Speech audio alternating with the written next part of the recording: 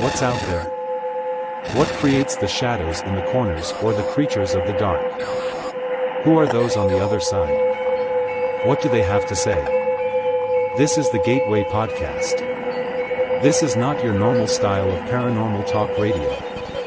Brought to you live from United Public Radio Network, 107.7 FM New Orleans.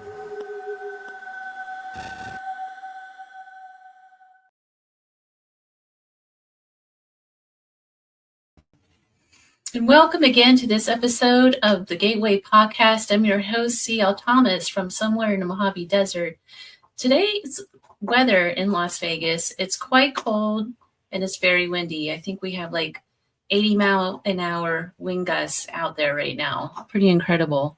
They call it the Santa Ana winds. They're a little early. They usually start in early December, but for some reason it's a little later.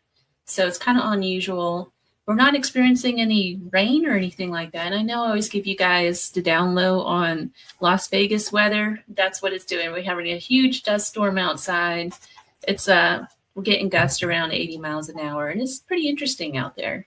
So if you notice, I'm wearing a hat. It's a long story, you guys. I had surgery this week on this arm, so I can't really move it. It's in a brace. I had some screws put in my bicep here to reattach a bicep, and I had some other tears and things in there as well. Originally, they went in for a tendon tear, which is what they thought it was, but once they got in there, they found a whole lot of other stuff, like a bicep was torn and things like that. So I just have to say, for those sports people out there, you know, I used to think that I was pretty strong. I'm a marathon runner. I love doing all of that sports stuff, and I've had this injury for quite some time. And I always thought, okay, football players were not really good sportsmen because all they do is they stand on the field and they look pretty, right? They don't really do anything. They wear their tights. There's a lot of, every time something little happens, they all have to stop and discuss it for an hour, and it just drags on and on and on. And so I always assumed the hockey players are the real sports people here. They're the ones that know how to skate. It's fast. You know, if there's an issue, they do get out right there on the site and it's over with and they get on with the game, right? And football players are out there being pretty much pansies. Well, this kind of gave me a whole new appreciation of football players, because when I went in to see the surgeon, he initially told me that this is something that usually a football player, what he sees in football players, he usually treats the Raiders and things like that around town here. And that's what he said. And so he asked me, what was it that I was doing to cause such an injury? I have no idea. But nonetheless, same thing. I have a new appreciation because it sure did hurt. Well, my guest tonight, let's get started here. My guest tonight, I wanted to have her on because she wrote this wonderful book. It's called Six Women of Salem. And I just got done reading this. And what she does as well, I'll get her on here to talk about what she does with this book. But I wanted to have her on because so often in the paranormal community, particularly in the witch community, anyone that practices witchcraft probably heard this. There's a lot of people out there that will say stuff like, well, they were a witch because they have a relative that was involved in the Salem Witch Trials, or their ancestor, it's usually always Bridget. Their ancestor is Bridget, one of the women who, she owned a saloon. We'll get into all this. But the current state of affairs is everyone thinks that these women were actual witches, and they're kind of not. So my guest tonight is going to talk about some of the women that were involved in the witch trials and what the circumstances really are. And she's going to address some of the things that are not true, that are circulating over and over again. So without further ado, Marilynne Roach, she's a writer, she's a researcher, she's an illustrator, and she's also a lecturer. She's written 9 books. Most of them are very heavily, which is why I really love her. She's really done the work and the research behind everything that goes into her books. So without further ado, let me get her on. Marilynne, welcome to the show. Hi.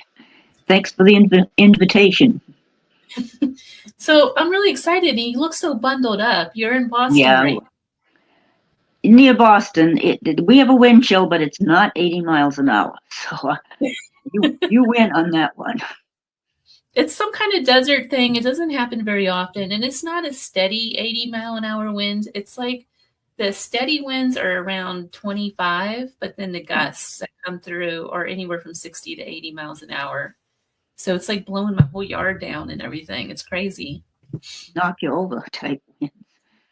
But it's not cold like it is where you are.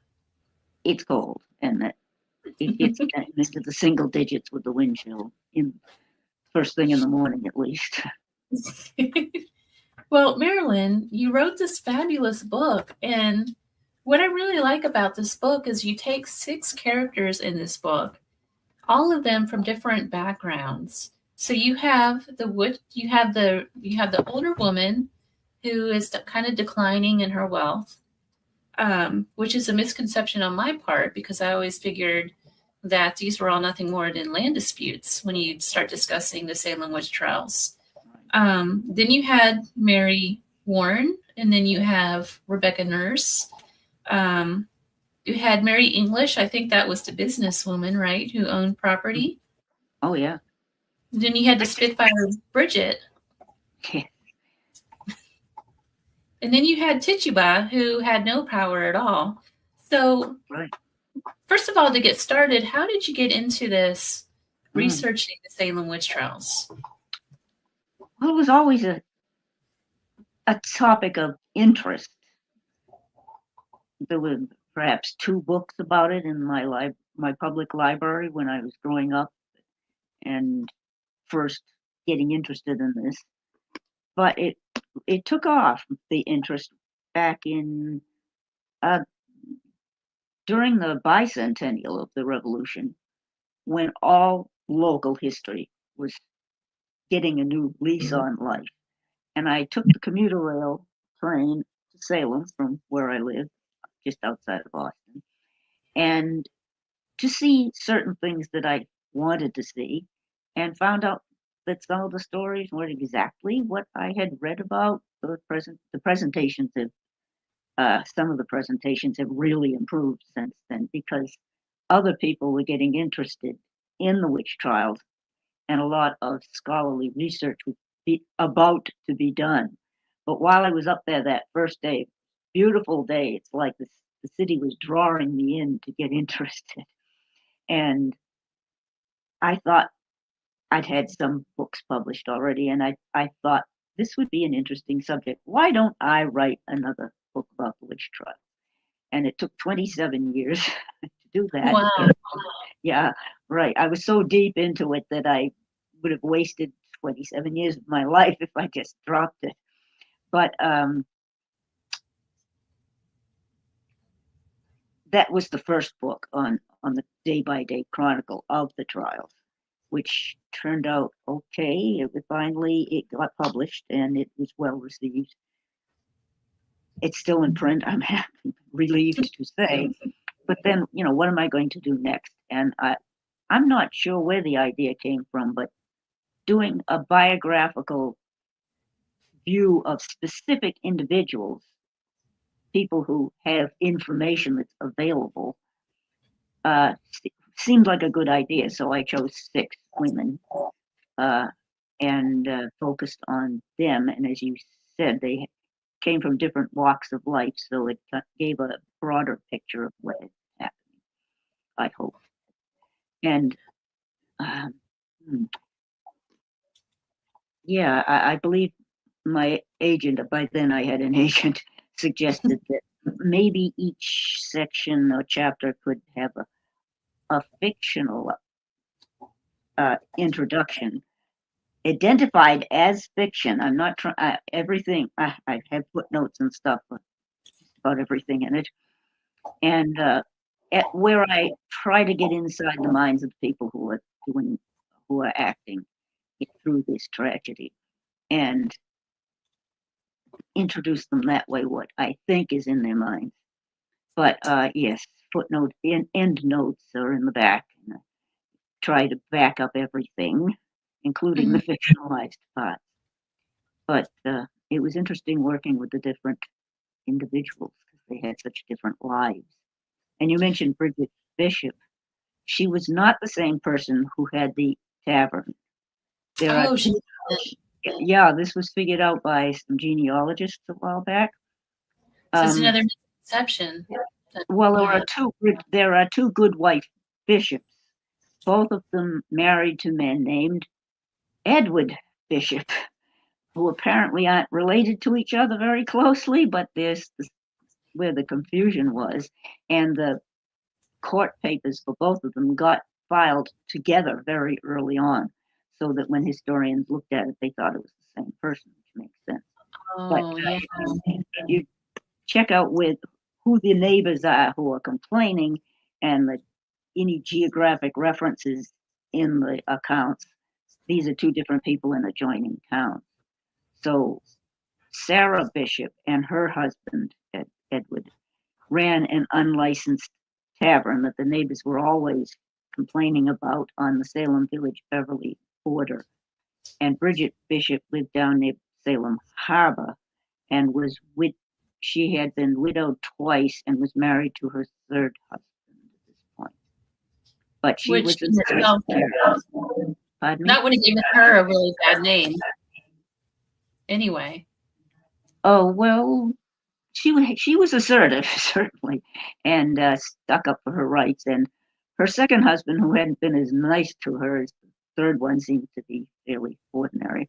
But the second one, and she got into fights where each of them ended up with probably black eyes, but certain bruises were mentioned in the court cases. And she had to stand on in public and apologize for this, be on display. Her husband, who had hit her, she hit him back, didn't have to because his daughter by a previous marriage paid the fine for him, but not the stepmother. So people knew that she had been in trouble, which I think was apparently justified. But anyway, she was an interesting character, but she didn't run the tavern. Gotcha. So that is a big misconception for some reason. Yeah. Everyone seems to think or portrays her as, and it's interesting because the paranormal community, they always pick her as their ancestor of why they are into witchcraft as well, or why they have the sixth sense, I should say, like why they possess special mediumship skills, that sort of thing. They always seem to trace it back to Bridget, and I think it's because her name is one of the ones that's thrown out there out of all the women that was involved in the witch trials. It's always Bridget or Rebecca. Rebecca's in the other one, Rebecca Nurse. Rebecca and her sister Mary Esty have a lot of known descendants who can trace back generation by generation. Got it. So that must be where that comes from. Bridget had one child who lived, and she had children, or a child, and there were descendants, but I don't know how far down you can trace them. But all of the people who were accused, and certainly the ones who were executed, all of them said that they were not witches, and they meant in any sense, that they were good Christians. There were petitions for some of them saying, this is a good woman, she's a good Christian woman, which backed up what they were trying to say in court, that they were not trying to commune with the devil, which is not what modern Wiccans do. But I would say that none of them were witches by any definition, not as another religion, not as neo-pagans, Wiccans, and certainly not fairy tale characters. And as amusing as Bewitched was, they're not magical characters as in the TV show. Right. Humans who suffered from it. Even though there's a bronze statue of Samantha Stevens in the middle of Salem that was donated by the TV station. TV. Right.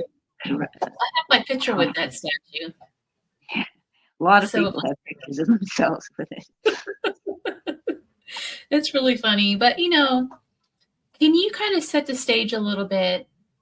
How did this happen, and why do we still think that 300 years later that these people were actual witches? How did that stigma carry on for so many years like Yeah. this. Well, maybe because it's more interesting than some theories. But I mean, the whole town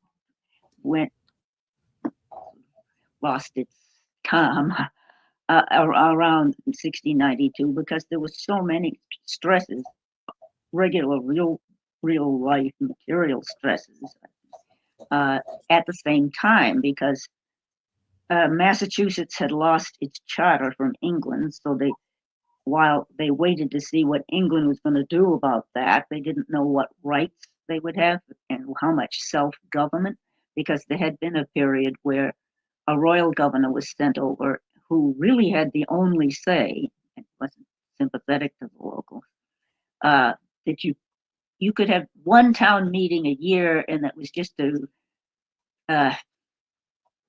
elect somebody to catch the stray pigs and local stuff and purely local matters. And that was it. You weren't supposed to be gathering and making decisions. That was for the governor to take. And even the legislature had fewer rights at that time.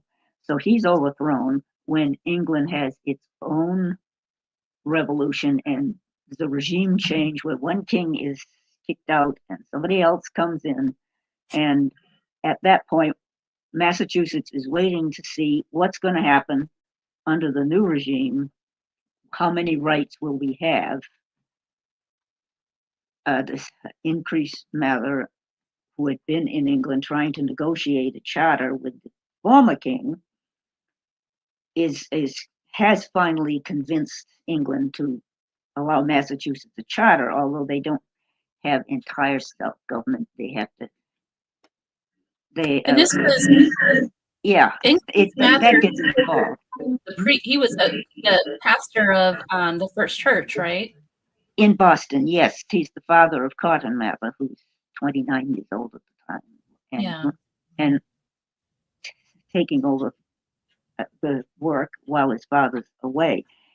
Increase and a new governor who actually was born in Maine, so at least they get a New Englander, come back in May and find, with the charter, and find out that the prisons in 3 counties are crowded with suspects.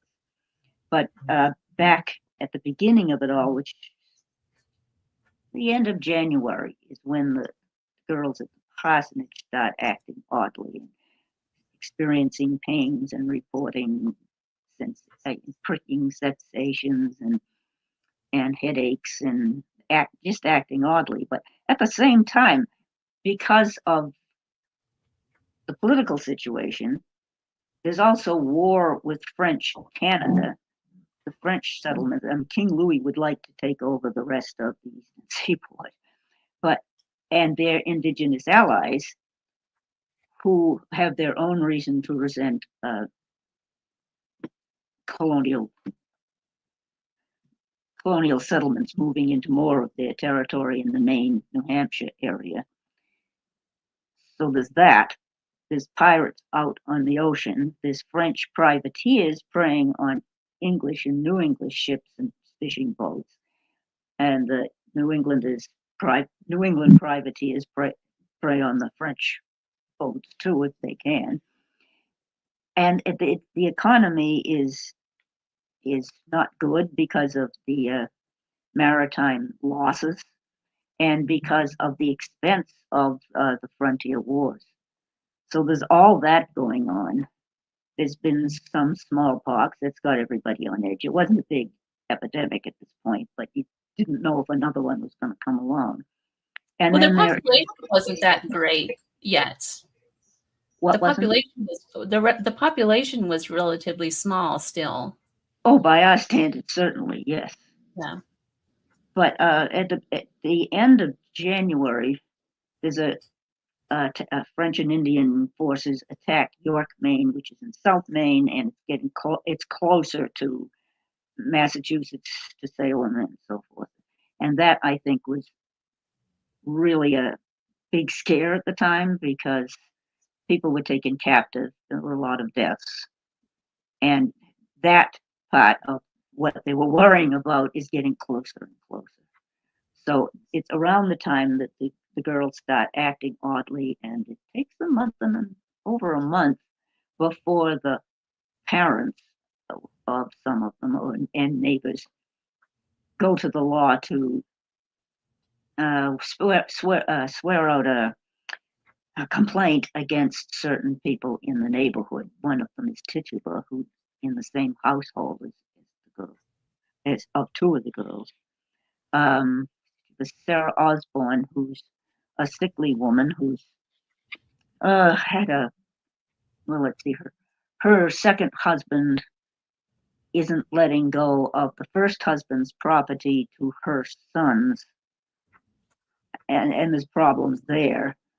And also, and Sarah Good, who's a beggar, in effect, which she is not happy about because she came from a relatively well-off family to begin with. But her unfortunate marriages had left her with her dead husband's debts, and her second husband, William Good, isn't great as a breadwinner.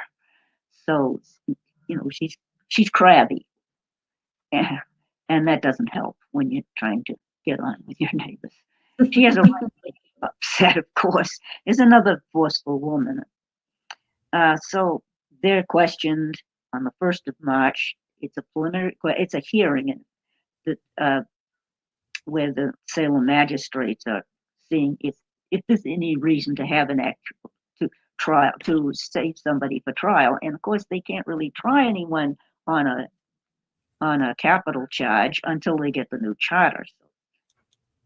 So it ends with Tituba confessing. She's saying, the witches were against me too. They tried to hurt me. They said if I didn't join them, they would hurt me more. They'd hurt the girls. But I resisted them. But the questions keep coming because they were harder questions on her since she's enslaved and has nobody to speak for her. And she's saying she's a victim of the witches. She's spinning a story, I think, of what she thinks the judges, the magistrates will believe, because they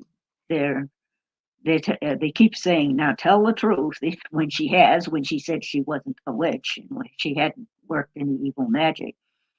But she says that there are others out there. I don't know who they are, but there's more of them. And for a couple of weeks, everybody in the village and surrounding communities is thinking, well, who else is out there? And I imagine that people are thinking of possible suspects, of neighbors that they never really liked. So one of the first after that who are named includes Rebecca Nurse and Martha Corey, because they seem to be okay, perfectly nice people. And Rebecca Nurse has a big supportive family of children, and her husband's alive, so she got people to speak for her. But she's arrested. Sarah Good's little girl, Dorothy, who's 4 years old, or 5 maybe, is arrested because she's presumably following in her mother's footsteps. And things keep escalating. Excuse me? They arrested a 4-year-old. Yes, unless she was 5. Because, and this is the thing that they should have known couldn't be trusted from the beginning, because her spirit had been seen by her supposed victims, the bewitched girls, and 4 at the beginning, and then there's more people who say they're bewitched. They're having convulsions and so forth. And maybe at the beginning they believed this, but convinced themselves. But if somebody's specter, which is like a ghost, only the people are still alive, supposedly the witch in question could step out of her body, or his body, because there were men accused too, and invisibly work harm on their subjects. And the people who are supposedly bewitched can see this coming at them, but nobody else can. No kidding. Nobody else could see this, but it seemed real at the time. And it should not have been accepted as evidence, because at the end of it, when people were starting to calm down, the point made was that you can't trust the source of the vision, because it's the sort of thing where the devil is providing the specter, who's probably a devil in disguise rather than the actual person. So you can't trust the information, and you can't prove it in court that this person who's being presented as a specter is really a witch. But whatever the effect in court was, convinced the magistrates that that's very suspicious, but we have other reason to believe that this person is a witch. And from the testimony, it would seem that the other information, evidence, they thought, would be accounts by neighbors of what would be coincidences. Like, I had an argument with her and then the cow died, that sort of thing. Or people got sick after an argument. Maybe they scared themselves into it. Maybe it just coincided with an illness. So 20 people suffered from that, suffered the execution from that. Actually, 19. One man died under torture, is what it was, which they never did again. But yeah, 20 people lost their lives from it, plus people who died in jail because of, well, they're not clean, they're not modern facilities, and some people died of disease. So that began to escalate over the summer, and once the charter came back, a temporary court of foyer and terminer, which means to hear and to determine, which is a temporary court, was instituted to try all of the cases that would otherwise not have been tried until they reorganized the government enough, according to British command, to establish regular courts. So there were 9 judges appointed. One of them leaves after Bridget Bishop's trial, and when she's found guilty, because he disagrees with the way things are going. You can't trust factual evidence, which had been said by several of the ministers at the beginning, but the people who were making the decisions thought, well, there's more to it than just factual evidence, which there wasn't. But so there's 8 judges. A quorum of 5 had to sit for any one session, because there were 4 sessions throughout the summer, meeting in Salem, because that's where all the witnesses, most of the witnesses were. I mean, it's not just Salem, it's surrounding towns too. But ordinarily before this, all capital cases would have been tried in Boston, the capital. But there were just so many people north of that it was easier to move the judges than to move the population down to Boston to testify. So, Marilynne, let's see. I estimated that about 190 people were suspected at least, but not necessarily brought to court. There were all told 52 trials, most of them after the panic died down, and 30 people found guilty. Everybody who was found guilty. And 19 people were hanged. Hey, Marilynne. Plus the one man who died under torture. Marilynne. By the end of the summer, by September, people were beginning to react. More people were beginning to react against what was going on. And hey, Marilynne, can you hear me? Hello? Information from England is how to proceed, because everything that they were doing, somebody else would be accused. It just escalated too much, and it was more than they could handle. So the governor, Phipps, put a pause on it at the end of October, which is now the busy month in Salem tourism, but it had calmed down enough. However, people were in jail, and they're not heated all that well. There were fireplaces, but it just was an unhealthy urge situation once it got really cold winter. So Hey, Marilynne. they had not heard from England. They wouldn't hear until next July, as a matter of fact. So just to proceed anyway, they had to establish the Superior Court, same Superior Court we have now, different cast of characters, to oversee the rest of the cases, beginning in January in Salem, in what is now 1693. The date then was still 1692 because the year began in March. Marilynne. And there were most of the trials, 30 or so, in January.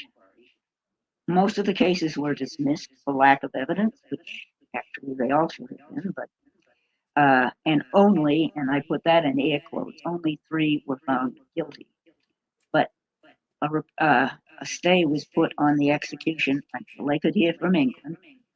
So nobody was actually hanged after that.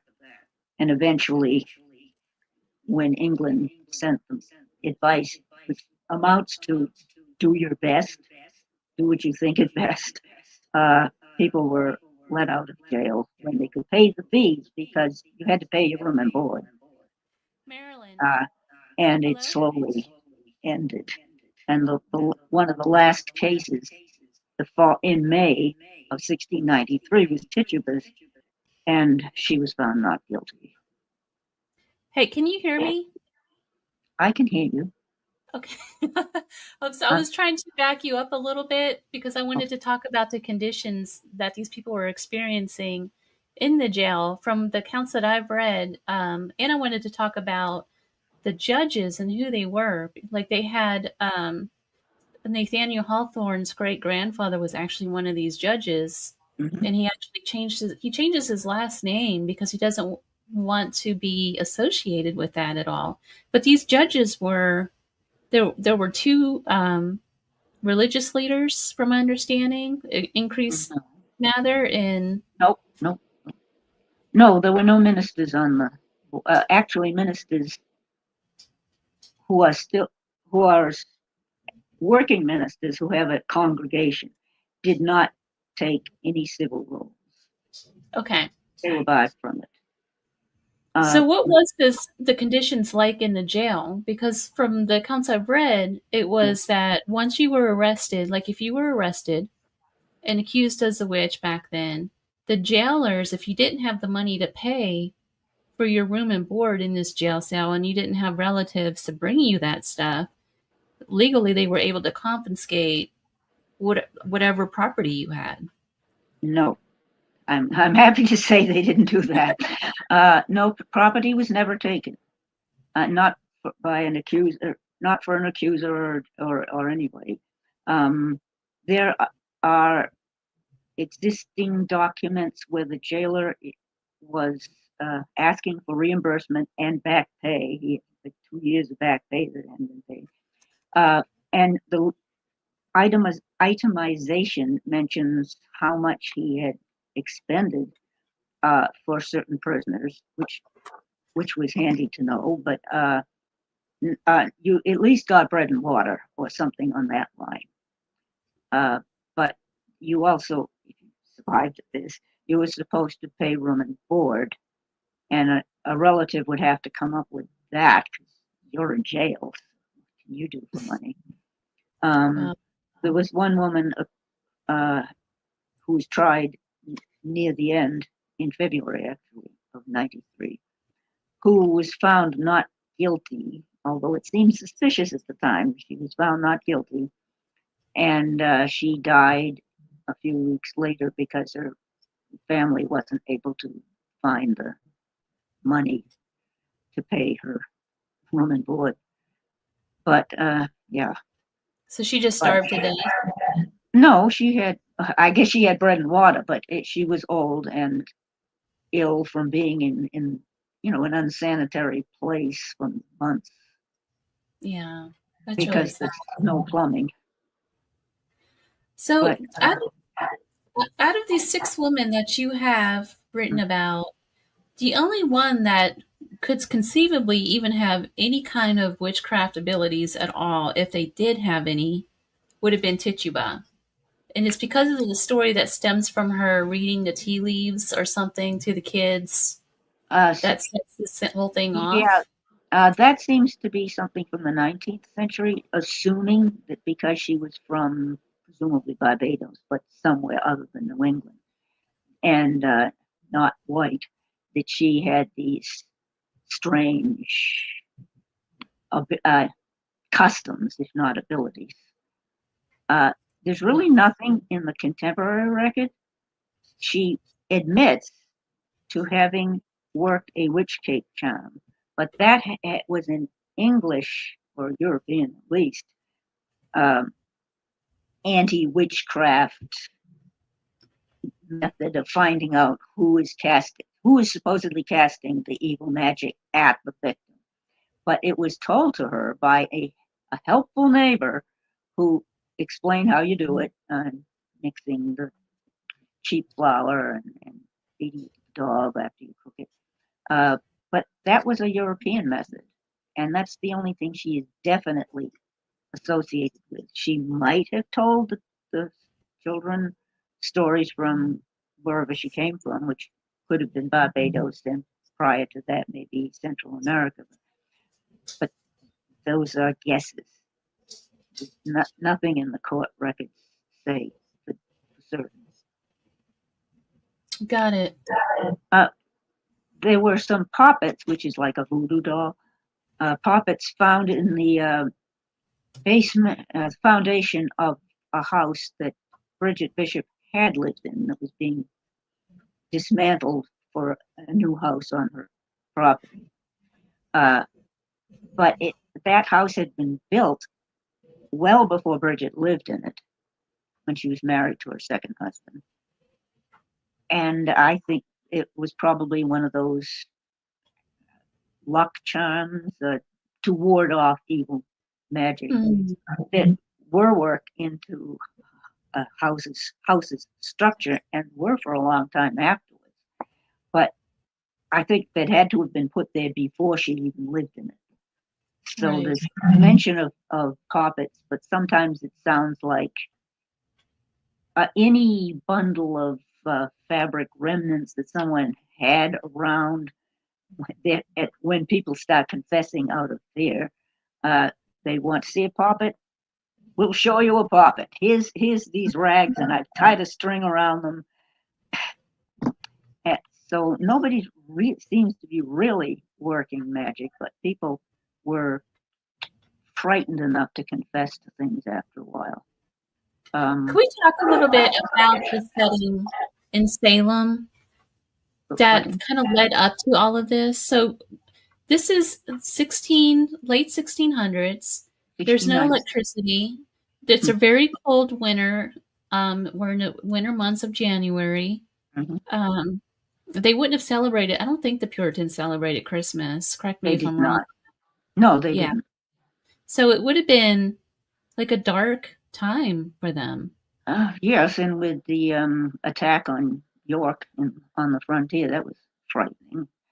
Right. There were also, local controversies and quarrels at the same time that were more local than just the general unease in Massachusetts. Part of Salem Village, where it started, is the rural part of a larger Salem, larger than Salem is now.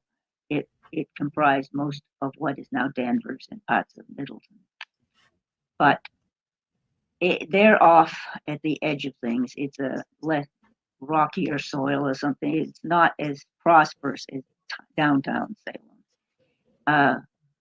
And part of Salem Village would like to be its own town, because going into Salem for anything they needed to do for town business, standing watch or selectmen meetings, it was a long walk. And there was a day when I was up there, and the bus didn't come, and I walked from Danvers into downtown Salem to get the train, and it is a long walk, and there are more distant parts of Salem Village, so that was one concern, but others didn't want to break off to be a separate town because there were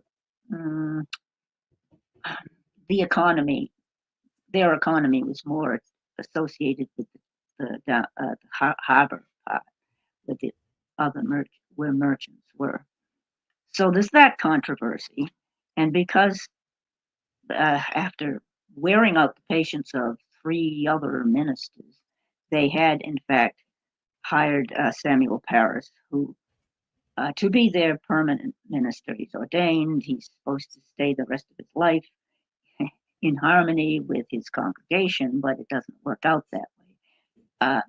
It must have been personality conflicts, but after he's been there a while, some good part of the congregation would rather he was somewhere else. They would rather have another minister. They're sorry they hired him. Other people are supporting him during and after the trials, but there's a controversy about whether he's a good idea to be there or not. So those who don't like him just stop paying their share of his salary. And it's cold, and the wood pile is down to almost nothing. So that was another stress that particular winter. And there's also neighborhood quarrels from some of the accusations. You can tell that Mrs. Ann Putnam really didn't like Rebecca Nurse or Martha Corey because she says she sees their specters coming after her. So there must have been some pre-existing quarrel there that we don't have a record of. But gossip, people rubbed each other the wrong way. They were supposed to be living in harmony as good Christians, but human nature is stronger than that. Oh, yeah. It's a shame. But the part that didn't get written down because we have a lot of documents that have survived, but not everything, and not every personal collision was recorded anyway, unless they sued each other for something. There might be a record of it, but we don't know. But gossip was a favorite indoor sport, and was a lot of that. It wasn't naturally because there's no television or anything. No. Yes, so people talked. Can you, real quick, can you talk just briefly about the 6 women that you mentioned in your book, and your thoughts about why they might have been targeted? Well, Rebecca Nurse wasn't the usual suspect because her husband's alive. She has a large extant family where they're supporting her, and they supported her all through it. Because even after she was found guilty, they got petitions together and they got neighbors to speak for her, and it didn't help in the end. But she's not the usual suspect. But again, the Putnams, for some reason, didn't like her already.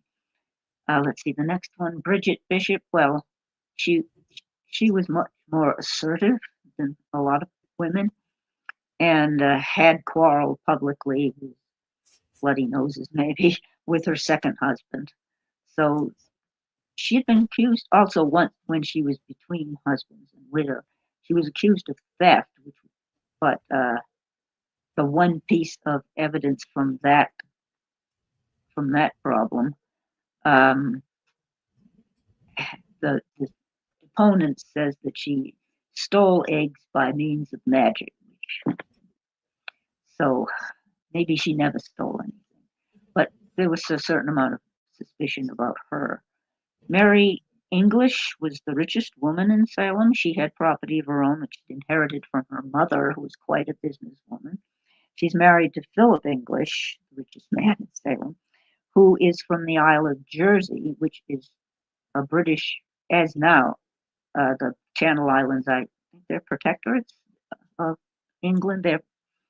the government isn't the same as downtown London, but they're part of England, but with their own different laws. And because it's closer to France than to England, the native language then was French.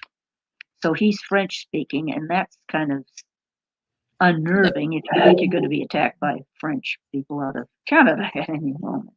And she was assertive, so there is that. Let's see. Well, Mrs. Ann Putnam, who seemed to be a tightly wound character. She didn't like certain neighbors already, it's hard to say, but she had been disappointed in inheritance when her father died. She didn't get much of anything, and it all went to her mother, who's an assertive woman actually, and her brother, a couple of brothers who were running a family business of they ran a ferry over the Merrimack River. So they wanted to keep the business rather than divide it up amongst the children. So that was a disappointment. It might have had something to do with it. There's Tituba, who is a woman of color, always described as Indian, by the way, by the white men who are writing the stories. She's from somewhere other than New England, possibly Barbados, where Samuel Parris, who owns her, had inherited a plantation, sugar, which he rented out. But there'd been a slave revolt, and there'd been a hurricane, and he changed his career, moved to Massachusetts to become a minister after not either he's a failed merchant, or maybe it was something he always wanted to do, because he'd been to Harvard, but he'd had to leave it when his father died and so forth. So she's in a place where she didn't grow up. She's probably considered an exotic character, and and being enslaved, she doesn't have a lot of people standing in her corner saying, no, she's a good person. She's in an awful situation, but she does survive the trials. And the last one was Mary Warren, who's around 20 or just 18 to 20, who's a hired girl for the Proctor family. John and Elizabeth were the main characters in the crucible. She thinks she's bewitched, or acts that way. I think she convinced herself of it. But then she realized, after John had hit her a few times, actually, to bring her back to her senses, as he thought, that she had been mistaken, that she wasn't really being attacked by witches. She said, and she publicly says this, which unnerved the other supposedly bewitched girls and young women at this point, because more and more people think they're bewitched, because that puts doubt on how accurate their accusations are. So whether it's conscious or unconscious or subliminal or something, they accuse her, Mary Warren, of selling out, because one of the things the specters supposedly did was to urge their victims to join them in the devil's army, and or they would hurt them, which supposedly explains the convulsions. So if she's not feeling those pains anymore, does that mean she's sold out to the devil? Does it mean she is now a witch? And she's arrested and questioned at her hearing, and she is out of her mind with fear. I think she can't put words together for a full sentence, and they have to send her out to calm down, and they then question someone else. I think it was Bridget Bishop on that day. And they bring her back, and she's not making a whole lot of sense, but it sounds like it could be a confession. But after that, she just agreed with whatever they asked her. Are you a witch? Is so and so one of your Confederates? Yeah, whatever. She'll accuse anybody. Mhm. And she survives the trials, but kind of disappears into history. Sad Do story. any of these women have anything in common with each other? Other than that they were accused, like, was there anything about them that kind of made them a target? Because they Well, all some seem so seem different. more obviously more obvious to be a suspect than others, but they don't seem to have that much interaction with each other. I mean, they live in different places and different uh, situations. Just, I would say they're all women, of course, Mhm. but that's not the only reason people would be suspected, because men were arrested too, and 5 of them were put to death. Uh, so a quarter of the hangings that summer were men, which is the subject of the book I'm writing on now. But no, it's hard to see any connection really, except that they probably had some differences with neighbors who were willing to suspect them. But I don't see too much interaction amongst the 6. Yeah. Do you think that anything like this could happen again? Well, it would be in a different guise, not witch suspects. So I would hope not witch suspects, but people can and have been suspected of other things. Uh, let's see. Well, it's often compared to the Army McCarthy hearings of who's a communist and who wasn't in the Oh 1960s, yeah. and Yep. that that tragedy didn't result in death, I think, but it certainly ruined careers.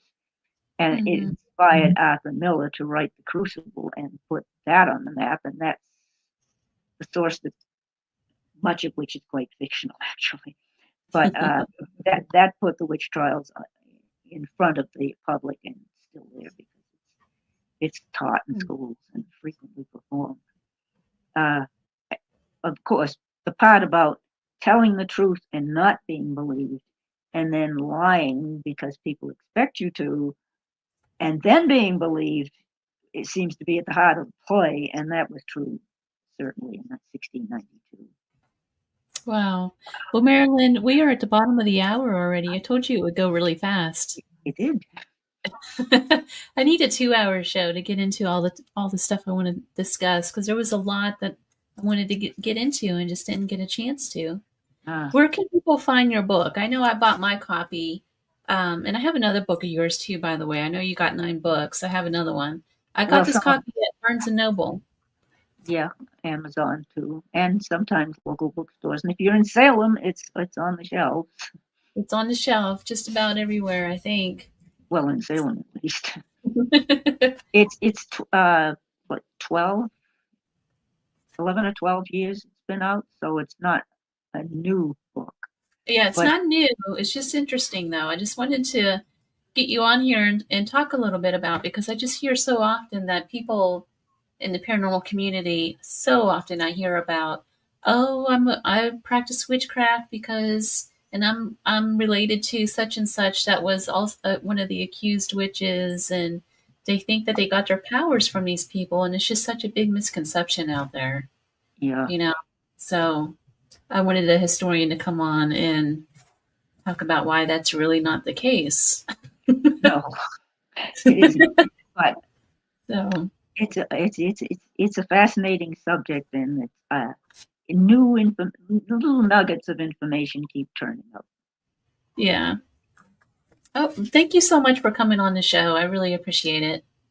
Thank you for the invitation. Do you have a website or anything that people can look you up? Yeah, it needs to be updated, but MarilynneKRoach.com. If you spell Marilyn and Roach correctly, because they're both a little different. Yeah, but you know what? If you just put Six Women of Salem, put that into Google, and you come right up in there. I should. So that's Put in how Witch, and I come right up. that's how I found your contact information. Good. Well, thank you so much. When you come out with your next book, I'll definitely have you back on because it sounds like Okay. it's along the same topic lines and things. And I would love to have you come back and just discuss more about Salem. Thank you. Well, have Six Men of Salem, they had quite different lives, and it extended over a wider geographic area. Yeah, it's just amazing. Once you really start digging, I'm just so fascinated by that area. I used to live in that area for a very short time in my life, and I did a dissertation on Nathaniel Hawthorne, his love for maritime. So I did a lot of research on him back in the day, back when I was in school, and dug into. That's how I knew about his grandfather and all the different connections, and just a lot of stuff that I researched within Salem back in my early days. So it's a topic I love. Good. But anyway, thank you again for having me for being on the show, and I'll definitely have you back on. Thank you. I look forward to it. So there you guys are. It's Marilynne Roach, and she wrote Six Women of Salem. I highly, highly recommend this book for many different reasons, especially if you're really into witchcraft, if you're really into the history of Salem at all. This is a great book to pick up and to read. Again, it's at Barnes & Noble. That's where I picked up this copy. But if you look up MarilynneRoach.com, she does have a website. She's very gracious. She has 9 other books out there that are just as good. Highly recommend. Thank you for listening to The Gateway tonight, broadcast live from 107.7 FM New Orleans, United Public Radio Network, and I will see you again next week. Next week's guest, I have a really good tarot card reader coming on. I'm not going to disclose her name because I don't have it set in stone just yet, but she is planning on coming on. She's pretty famous for tarot card reading. So maybe she'll even do a few readings. I don't know. We'll have to stay tuned until next week. In the meantime, I do have some exciting news about the magazine coming out, and you'll hear more wind about that next week. And that's all I've got for you guys. Until next time.